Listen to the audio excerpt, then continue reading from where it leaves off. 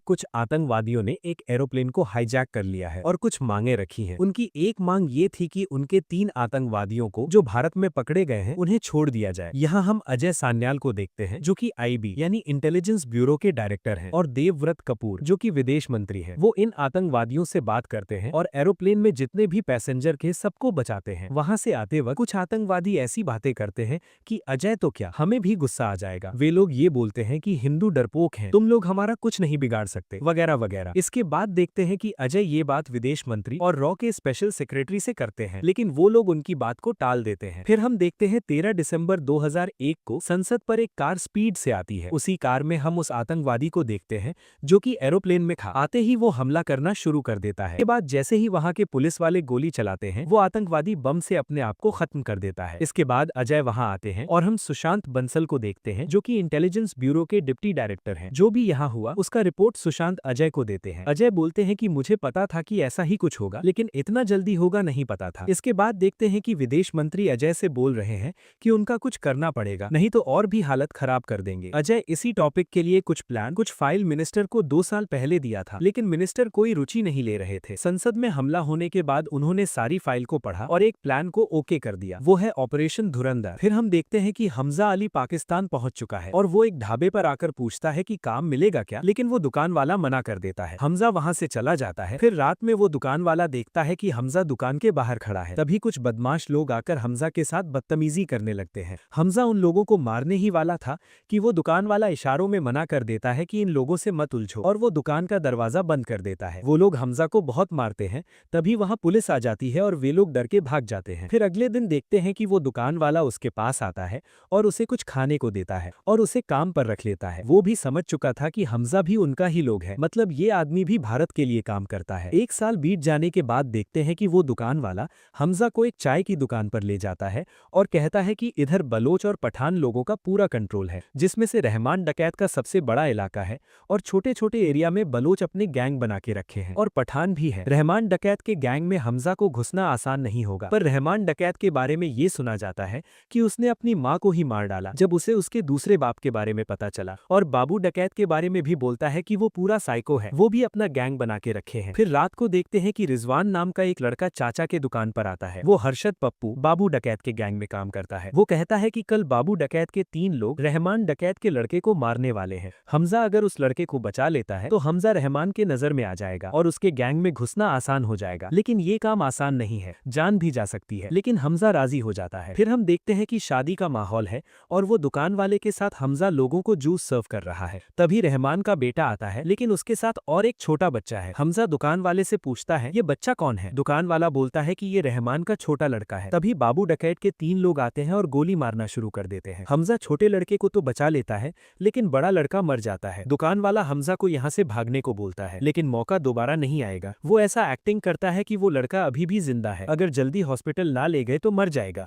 फिर उसे हॉस्पिटल ले जाते हैं। रहमान डकैत वहाँ आता है। उसका छोटा लड़का दौड़कर उसके पास जाता है, गले मिलता है और बताता है कि हमजा ने जान बचाया है। रहमान अपने बड़े बेटे की डेड बॉडी को देखता है। फिर देखते हैं कि हमजा ने जो बहादुरी दिखाई है उसके लिए उसको 1 लाख रुपए मिल रहे हैं, लेकिन वो पैसा नहीं लेता है और ये बोलता है कि भाई आप हमारे लिए हीरो हो, आपने हमको पहचान दी है, बलोचों को पहचान दी है पूरे पाकिस्तान में और पूरी दुनिया में, मैंने बस मेरा कर्ज अदा किया है। इसके बाद पूरा विवरण देता है कि 3 लोग थे गन लेकर और ये बाबू डकैत के आदमी थे। फिर देखते हैं कि एक मंत्री भी आया है, उसका नाम जमील जमाली है। वो रहमान के भाई को बोलता है कि अभी इलेक्शन का टाइम है, इलेक्शन के बाद हम बाबू गैंग को पूरा खत्म कर देंगे, तू चिंता मत कर, तू रहमान के ऊपर नजर रख, उसे शांत रख। इसके बाद देखते हैं कि हमजा रहमान डकैत के गैंग में शामिल हो चुका है और हम उजैर को देखते हैं जो कि रहमान का रिश्तेदार है। हमजा को पूरा काम सिखाता है, कैसे नकली बंदूकें बनती है, देसी दारू कैसे बनती है और भी बहुत सारी अवैध चीजें। इलेक्शन की वजह से रहमान बदला नहीं ले पा रहा था, वो चाहता तो अभी जाकर उसे मार देता, लेकिन उसके भाई ने उसे शांत करके रखा था,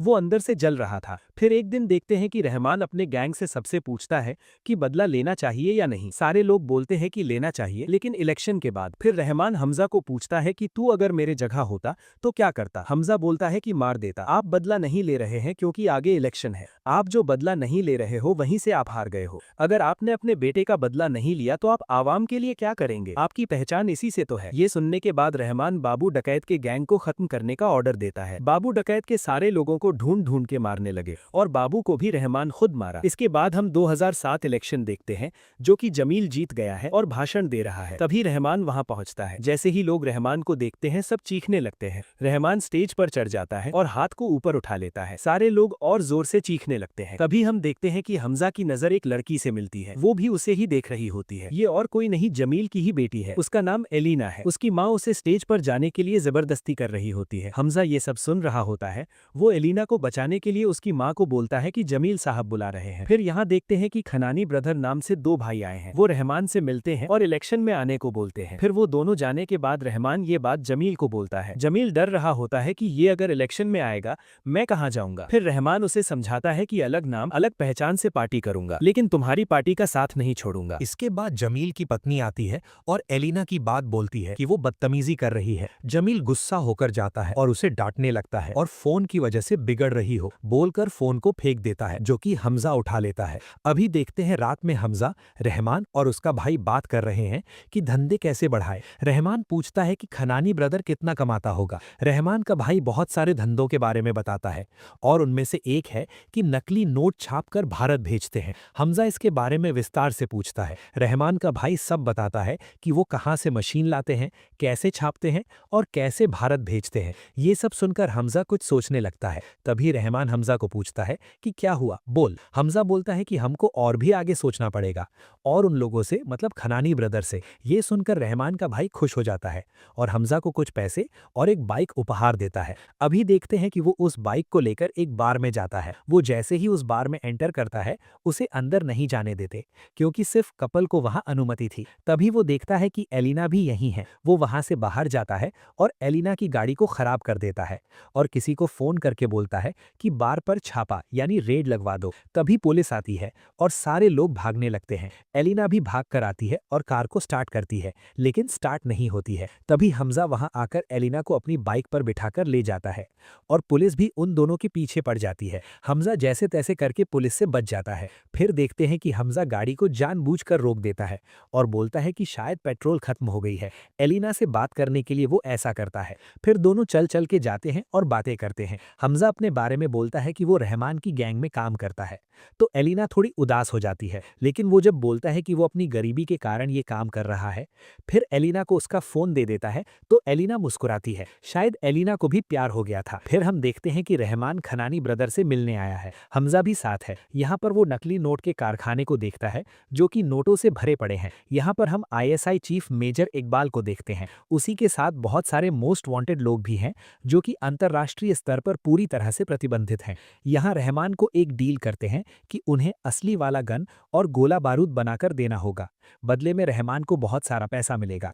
इकबाल बोलते हैं कि अगर तुम ये काम कर देते हो तो मैं ऊपर बात करूंगा तुम्हारे इलेक्शन के लिए। रहमान पूछता है कि सामान तो मिल जाएगा, लेकिन ये सामान कहाँ यूज होगा। वो बोलते हैं कि 3 अक्टूबर को भारत में चाहिए, बहुत बड़ा काम है। डील होने के बाद रहमान चला जाता है। उसके बाद खनानी ब्रदर में से एक, जिसका नाम जावेद है, वो जमील को रहमान का खबर दे देता है। जमील को लगा कि रहमान अगर इलेक्शन में आ गया तो वो जमील को पूछेगा भी नहीं। इसके बाद देखते हैं कि हमजा, रहमान और उसका भाई घर लौटे हैं। रहमान बहुत ज्यादा शराब पिया होता है और हमजा रहमान को बोलता है कि भाई आप गलत कर रहे हो। आप किनके साथ मिल रहे हो? उनके साथ जिसके वजह से हमारे लोग मर रहे हैं, हमारी माँ बहनों की इज्जत लूट रहे हैं, हमारे लोगों को धोखा दे रहे हो। फिर रहमान बोलता है कि लोगों की वजह से मैंने अपना बेटा खोया है, क्या दिया है ये लोग। इसके बाद रहमान का भाई हमजा को वहां से भगा देता है और रहमान को अंदर ले जाता है। अगले दिन देखते हैं कि Rahman Baloch united force camp से सारे बंदूकें उठाता है। इसके बाद एसपी चौधरी को जमील के घर में देखते हैं। जमील ही उसे बुलाया था रहमान को मारने के लिए। 7 साल पहले जमील एसपी चौधरी को निलंबित किया था और आज उसे रिजॉइनिंग का लेटर देकर रहमान और उसके गैंग को खत्म करने को बोलता है। एसपी चौधरी कुछ शर्तें रखता है कि अलग से एक टीम बनाएगा जिसमें उसका ही लोग होंगे, अलग सा ऑफिस होगा जो गोपनीय होगा और वो जो भी करे कोई भी कुछ नहीं बोलेगा, जमील भी नहीं। जमील के पास और कोई भी रास्ता नहीं है और मान जाता है। फिर यहाँ देखते हैं कि हमजा और एलिना के बीच दूरी पूरी मिट चुकी है और दोनों एक दूसरे से बहुत प्यार करते हैं। एक दिन हमजा एलिना को उसी दुकान पर ले आता है जहां वो पहले काम करता था। दुकान वाला दोनों को बैठने के लिए एक जगह पर पेपर बिछाता है। एलिना देखती है कि पेपर में एसपी चौधरी का फोटो है। हमजा एलिना को बताता है कि ये आदमी तो पापा से मिलने आता है। हमजा उस आदमी पर नजर रखने को बोलता है। फिर एक दिन देखते हैं कि रहमान के लोगों ने सारे बंदूकें इकबाल को देने के लिए निकले हैं और तभी रहमान के छोटे लड़के की तबीयत खराब हो जाती है। वो उसके भाई को सामान पहुंचाने को बोलकर हॉस्पिटल निकल जाता है, लेकिन रास्ते में एसपी चौधरी आ जाता है और रहमान को पकड़ लेता है। फिर यहाँ देखते हैं कि हमजा और रहमान का भाई सामान पहुंचाकर आ रहे थे। तभी रहमान का एक आदमी रहमान के भाई को कॉल करके बता देता है कि रहमान पकड़ा गया है एसपी चौधरी के हाथों। रहमान का भाई जमील को कॉल करके बता देता है और जमील बोलता है कि तू चिंता मत कर, मैं कुछ करता हूँ। हमजा को शक होता है कि कुछ तो गड़बड़ है और रहमान के भाई को बोलता है कि घर चलो। घर आते ही हमजा रहमान के नौकर में लगने लगता है और पूछता है कि बच्चे के खाने में क्या मिलाया और रहमान को कहाँ ले गए। वो बोलता है कि जहर मिलाया है। तभी एलिना का कॉल आता है और हमजा को एक वीडियो भेजती है। वीडियो में ये था कि जमील, एसपी चौधरी और एक बंदा अरशद पप्पू था। वो लोग रहमान को मारने की बात कर रहे थे। हमजा वो वीडियो देखता है। एलिना को बोलता है कि तुम जल्दी से मेरे घर जाओ, अपना फोन स्विच ऑफ कर दो और सारे दरवाजे बंद कर दो। तभी रहमान का भाई नौकर को गोली मार देता है, जो कि एलिना सुन लेती है और समझती है कि शायद कोई खतरा होगा। इसके बाद हमजा वो वीडियो जमील को भेज देता है और बोलता है कि मुझे 1 घंटे में रहमान भाई चाहिए कैसे भी करके, नहीं तो ये वीडियो मीडिया को भेज दूंगा और आपकी बेटी की जान भी मेरे हाथ में है। तभी जमील वो वीडियो एसपी चौधरी को भेजता है और बोलता है कि रहमान को मत मारो, मेरी बेटी की जान खतरे में है। चौधरी नहीं मानता है और फोन कट कर देता है। जमील फिर से हमजा को फोन कर देता है और बोलता है कि चौधरी नहीं मान रहा है। इसके बाद हमजा चौधरी के गोपनीय ऑफिस के बारे में पूछता है, जो कि जमील बता देता है। इसके बाद हमजा वहां जाता है और सारे पुलिस वालों को पंखे में उल्टा लटका के पेट्रोल छिड़क देता है। इसके बाद एसपी चौधरी को वीडियो कॉल करके बता देता है कि आधा घंटे में अगर रहमान नहीं मिला तो पूरे ऑफिस समेत पुलिस वालों को जला दूंगा। एसपी चौधरी रहमान को दूसरी जगह पर रखा था। एसपी चौधरी रहमान को छोड़ देता है। इसके बाद देखते हैं कि रहमान घर आया है तो सब खुश हैं। हमजा रहमान को बुलाता है और पूछता है कि गोपनीय ऑफिस का पता कहां से मिला। हमजा बोलता है कि जमील ने दिया। रहमान का भाई बोलता है कि ये उसकी बेटी से प्यार करता है, उसको अपने घर में रख के जमील को ब्लैकमेल किया और जमील बता दिया। इसके बाद देखते हैं कि रहमान और उसके गैंग इकबाल के पास आए हैं और इकबाल बहुत सारे टीवी लगाए हैं जो कि सीधा प्रसारण चल रहा है। यहाँ 26/11 अटैक का सीधा दृश्य चल रहा है जो कि हमजा को बहुत आघात पहुंचाता है। आतंकवादियों ने जो प्लान बनाया था जो 3 अक्टूबर का, इसका खबर भारत को भेजा गया था, लेकिन इकबाल को पता चल गया था कि 3 अक्टूबर के बारे में भारत को खबर कर दिया है, इसीलिए 26/11 को ये लोग अटैक कर देते हैं। फिर हम देखते हैं कि रहमान को टिकट मिल चुका है, वो अब इलेक्शन में खड़ा होगा। एसपी चौधरी ये सारे टीवी में देखकर टीवी तोड़ देता है। इधर एलिना अपने पापा का घर छोड़कर हमजा के साथ रहने लगी थी। एक दिन हमजा एलिना को उसके पापा को बुलाने को बोलता है तो एलिना अपने पापा को बुलाती है। कहते हैं ना, बुलाती है मगर जाने का नहीं, लेकिन बाप है, चला जाता है। हमजा जमील को बोलता है कि तुमने रहमान डकैत, इसके साथ बाबू डकैत और एसपी चौधरी को अपने साथ करने का कोशिश किया, लेकिन वो लोग तुम्हें ही धोखा दिया।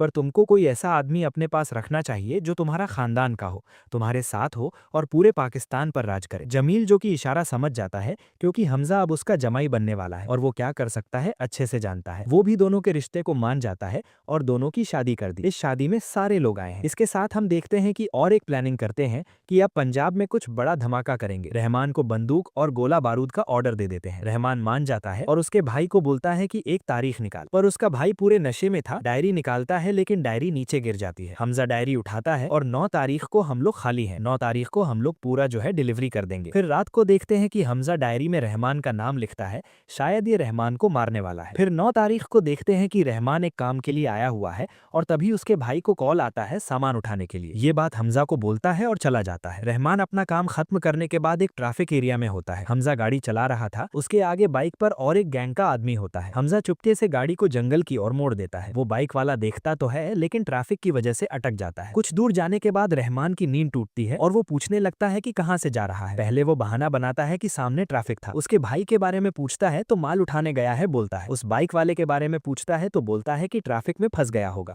गाड़ी को रोकने के लिए बोलता है लेकिन नहीं रोकता है, बोलता है कि ये जगह ठीक नहीं है। रहमान को उसके ऊपर शक होने लगता है और उसके ऊपर हमला कर देता है और बाकी के लोग भी गाड़ी के अंदर। बहुत हाथापाई होता है और गाड़ी को एक पाइप पाइप पर टकरा देता है। हमजा बहुत ही घायल हो चुका था और रहमान बेहोश हो गया था। हमजा वहां से भाग जाता है। तभी हम देखते हैं कि ये तो पूरा प्लानिंग था। एसपी चौधरी, जमील और हमजा ने ये प्लानिंग किया था। तभी वो बाइक वाला वहां पहुंचता है और रहमान को उठाता है। रहमान उसे हमजा के पीछे भेज देता है। तभी एसपी चौधरी पूरे पुलिस फोर्स के साथ वहां आ जाता है और गोली मारना शुरू कर देता है। रहमान और उसके आदमी भी पलटवार कर रहे थे। रहमान उसके आदमी को संभाल लेने को बोलकर जंगल की ओर भागता है। एसपी चौधरी भी उसके पीछे जाता है। यहाँ देखते हैं कि वो बाइक वाला जो हमजा के पीछे भागा था, वो हमजा के पीछे भागते भागते गोली चला रहा है।